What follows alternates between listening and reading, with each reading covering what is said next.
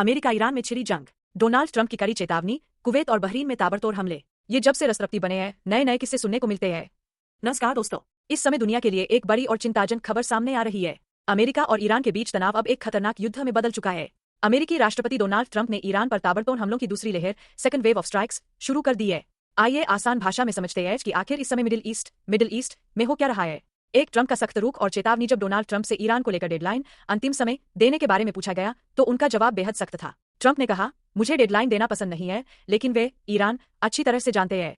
वे पूरी कहानी जानते हैं और उनके लिए बेहतर यही होगा कि वे सही से पेश आएं, बेटर बिहेव। ईरान का पलटवार, कुवैत और बहरीन में धमाके। अमेरिकी हमलों के ठीक 24 घंटे के भीतर ईरान ने पलटवार किया है। ईरान की सेना, Islamic revolutionary guards corpse (IRGC) ने मिसाइल और ड्रोन से अमेरिकन ठिकानों पर नए हमले किए हैं। कुवैत में तबाही का दावा।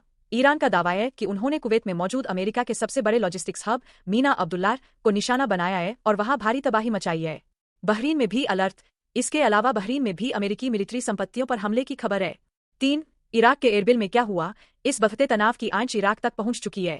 इराक के अर्बिल शहर में कई बड़े धमाके सुने गए हैं, जहां अमेरिका का एक महत्वपूर्ण सैन्य अड्डा, मिलिट्री बेस, मौजूद है। रिपोर्ट्स में यह भी दावा किया जा रहा है कि अमेरिका के patriot missile system, patriot missiles, इन हमलों को रोकने में नाकाम रहे और एरबिल के आसमान में ही नष्ट हो गए।